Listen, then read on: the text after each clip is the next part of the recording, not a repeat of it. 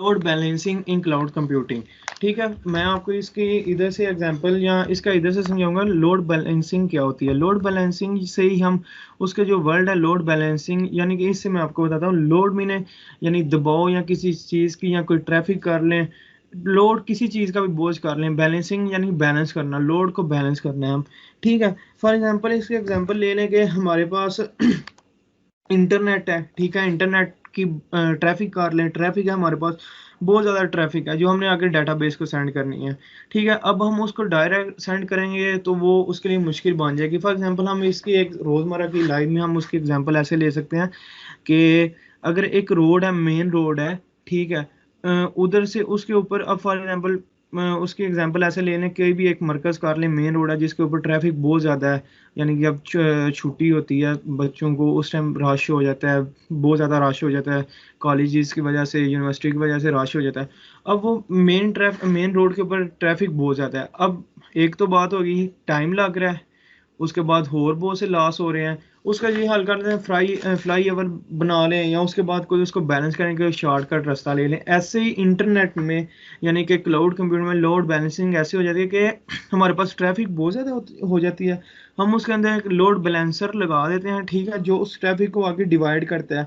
ठीक है, application web services को आगे उसमें डिवाइड करके आगे डाटाबेस तक पहुंचाता है, यानी कि हमारा जो ट्रैफिक होती है वो भी कम हो जाती है, हमारे जो कम्युनिकेशन का वे है वो भी ठीक हो जाता है, वो एक जगह से दूसरी जगह इजीली चली जाती है और हमें फ़ायदा हो जाता है, हमारी कॉस्ट भी कम आ गई। उसके बाद हमारा जो कहते हैं जो सिस्टम है वो भी एफिशिएंटली हो गया, यानी कि हमें इन आउटपुट भी अच्छी मिल गई और टाइम भी बच गया हमारा। ये चीज़ें हैं। ठीक है, इसमें तो ये हो गया लोड बैलेंसिंग क्लाउड कंप्यूटिंग। ये हो गई load cloud computing balancing is a type of load balancing that is performing cloud computing. वही चीज़ जो मैंने आपको बताई है। Cloud load balancing is the process of distributing work load across multiple computing resources.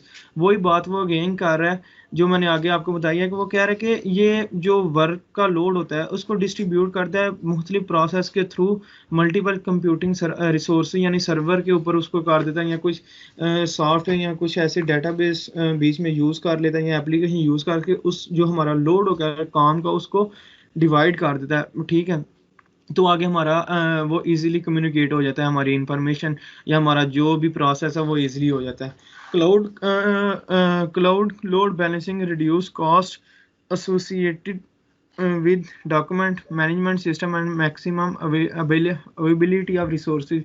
वही बात करेंगे, यानी कि ये हमारा जो एबिलिटी होती है इंफॉर्मेशन को एक जगह से दूसरी जगह भेजने की, और कॉस्ट जो हमारी हो रही है उसके ऊपर भी मतलब ये कम आ जाता है। उसके बाद जल्द अज जल्द ये एक जगह से दूसरी जगह इंफॉर्मेशन शेयर करता है। आगे कीजिएगा, इससे आगे है ये मैंने बता दी। Importance of load balancing cloud computing brings advantage in cost flexibility and availability of service user. वो कहता है कि जो कॉस्ट हो रही है इसकी वो उसमें मतलब फ्लेक्सिबिलिटी और अवेलेबिलिटी ऑफ सर्विस यूज़र, यानी जो यूज़र उसको सर्विस जो यूज़ कर रहे हैं उसकी कॉस्ट भी थोड़ी कम हो जाती है, यानी डिवाइड हो जाती है।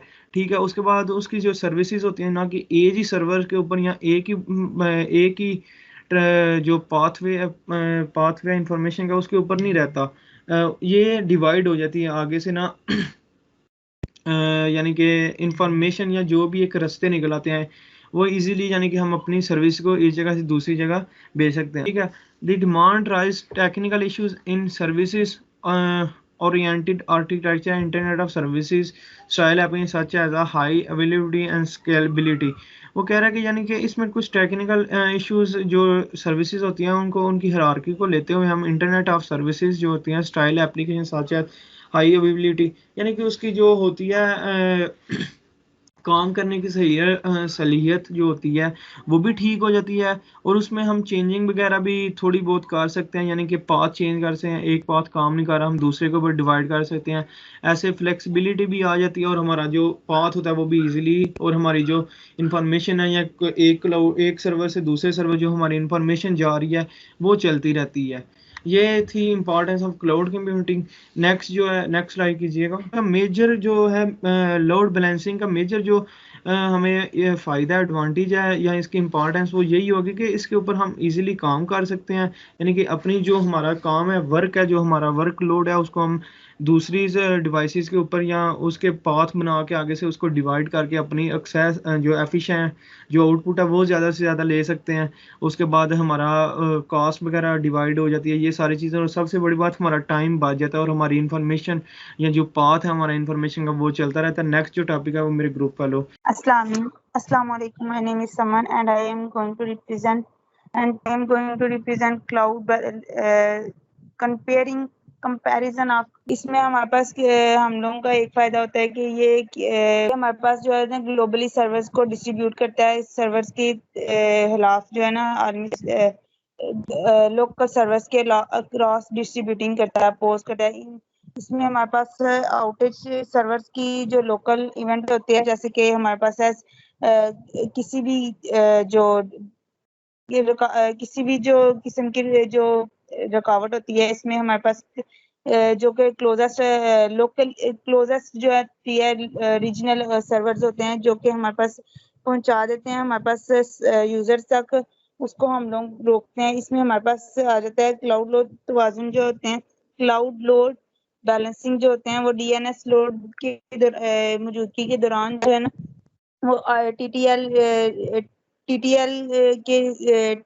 टीटीएल लाइसेंस की प्रेजेंट जो होती है वो हमारे पास इश्यूज होते हैं, इसको हम हल करते हैं उसके इश्यूज को। ठीक है, उसके बाद हमारे पास डीएनएस जो हमारे पास इंफॉर्मेशन होती है, या फिर कह लें कि हमारे पास साइकिल्स होते हैं, वो हमारे पास सर्वर और के लिए स्विचिंग करते हैं यूजर्स और उस यूजर सर्वर की जो फेलियर सर्वर्स होते हैं उनके दरमियान।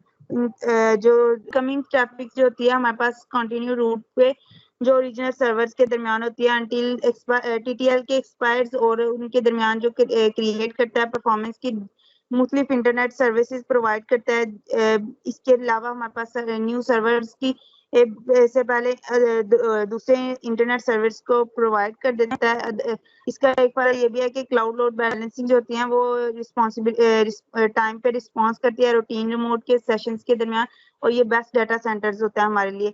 टेक्निक्स ऑफ लोड बैलेंसिंग जिसमें हमारे पास आते हैं बहुत से एल्गोरिथम। हम लोग लोड बैलेंसिंग में हमारे पास टाइप्स आ जाते हैं, लेकिन हम लोग कुछ चूज कर रही हैं बेस्ट अकॉर्डिंग टू सिचुएशंस के दौरान, जिसमें हमारे पास पहली टाइप है स्टैटिक एल्गोरिथम, जो कि हमारे सिस्टम को बहुत ज्यादा स्लो बनाती हैं, बहुत ज्यादा स्लो कर देता है। इसके ये सारा सर्वर्स के सारा इससे स्टैटिक एल्गोरिथम के में ना हमारे पास ट्रैफिक जो होती है, इंटायर ट्रैफिक जो होती है वो इक्वली डिवाइड कर देती है सर्वर्स में।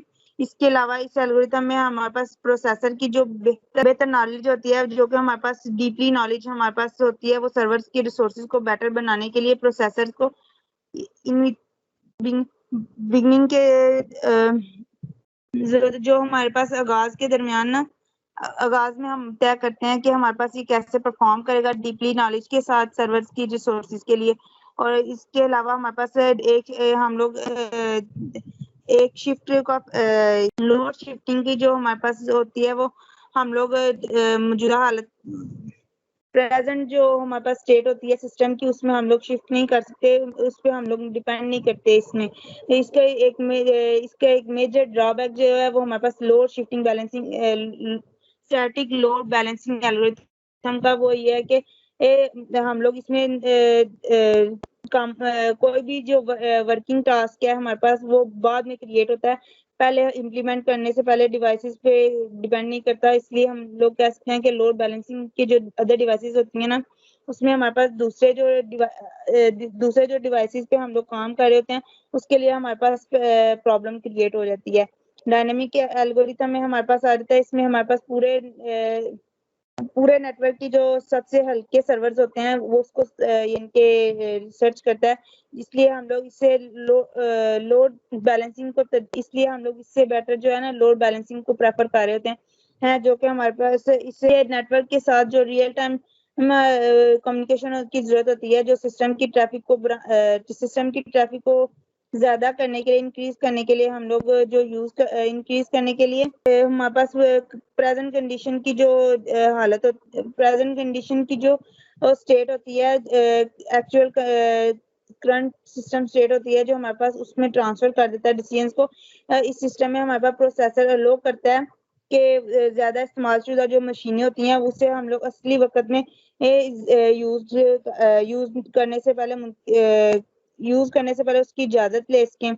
और उसके अलावा हमारे पास थर्ड है राउंड रॉबिन एल्गोरिथम जो कि मोस्ट इजीएस्ट मेथड है लोड बैलेंसिंग का। जैसे कि नाम से जाहिर हो रहा है हमारे पास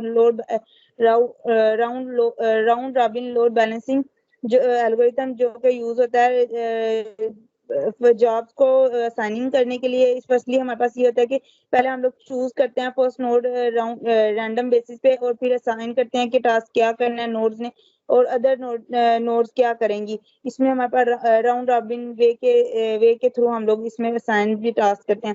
उसके बाद हमारे पास आ जाता है प्रोसेसर किस तरह से टास्क करेगा और हमारे पास क्या प्रोसेसर की जो प्रेजेंट असाइनिंग होती है प्रोसेस करने की वो हमारे पास बगैर सर्कुलर जो है ना बगैर सर्कुलर प्रायोरिटी उसमें हम लोग डिफाइन करते हैं। इसके इसका हमारे पास रिजल्ट्स जो होते हैं बहुत फास्टर रिस्पॉन्स हमारे पास होते हैं और वर्कलोड जो होता है डिस्ट्रीब्यूशन के अमंग प्रोसेस करते हैं और हमारे पास सारा प्रोसेसर जो होता है वो डिफरेंट लो टाइमिंग पे आते हैं हमारे पास।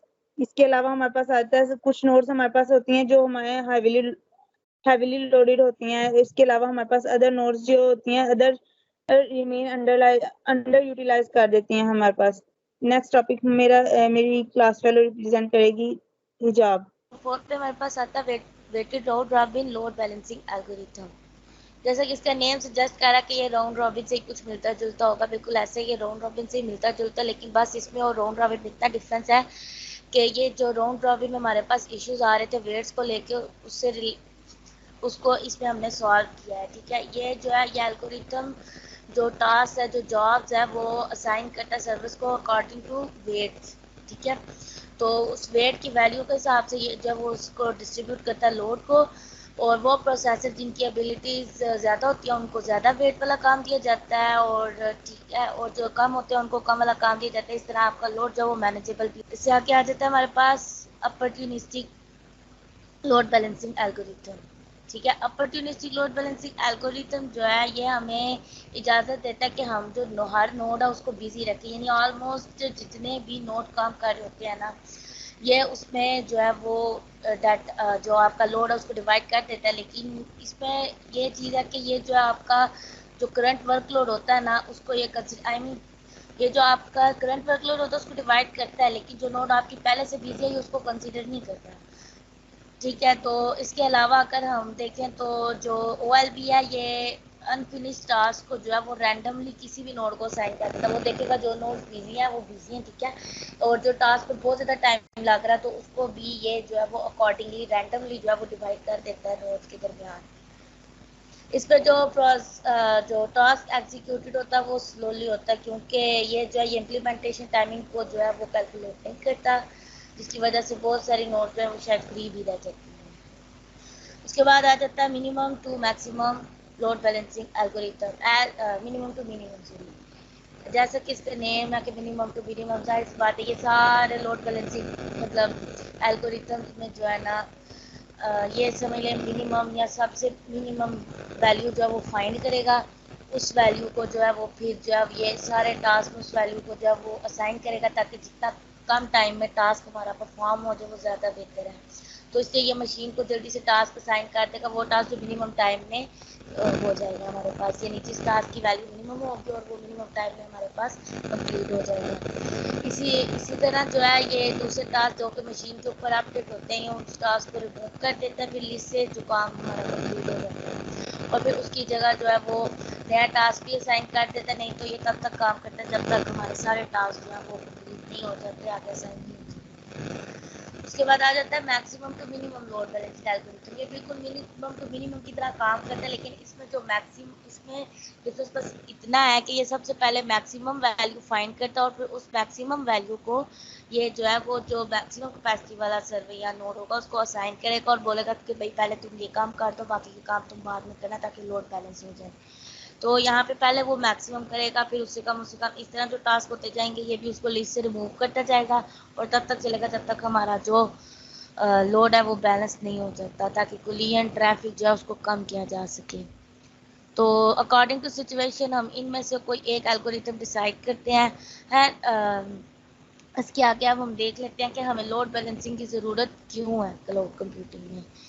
सबसे पहले हमारे पास आ जाता है फॉर इम्प्रूविंग परफॉर्मेंस। ऑब्वियसली कि हम में से कोई भी नहीं चाहता कि हमारा काम जो है वो देर से हो, हमारी प्रोसेसिंग स्लो, और हम लोग जो है जो डाटा हमारा वो कोलिजन का शिकार हो जाए या कोई इस किस्म का। तो इन सारी प्रॉब्लम्स को दूर करने के लिए, इसकी परफॉर्मेंस को जो है वो बेहतर बनाने के लिए भी हमें लोड बैलेंसिंग की ज़रूरत पड़ती है। उसके बाद सिस्टम स्टेबिलिटी, जाहिर सिस्टम को स्टेबल करने के लिए हमें इसकी जरूरत पड़ती है। नंबर 3 पे हमारे पास आ जाता है क्वालिटी ऑफ सर्विसेज। अब ये क्या चीज़ है, ये हमारे पास वो टेक्नोलॉजीज का सेट है एक नेटवर्क पे, जो हमें श्योर कराता है कि आपका नेटवर्क जो है उसकी कैपेसिटी भी लिमिटेड है, लेकिन ये इसकी परफॉर्मेंस बहुत अच्छी है। यानी आपको अच्छी परफॉर्मेंस चाहिए लेकिन लिमिटेड नेटवर्क कैपेसिटी के अंदर। तो इस चीज़ को भी ठीक करने के लिए हमें लोड बैलेंसिंग की ज़रूरत पड़ती है, ताकि हम इस चीज़ को भी मेंटेन रखें। और एट देन हमारे पास building fault tolerance. Thank you so much. If you have any question, you can ask us. Okay, thank you. Allah Hafiz.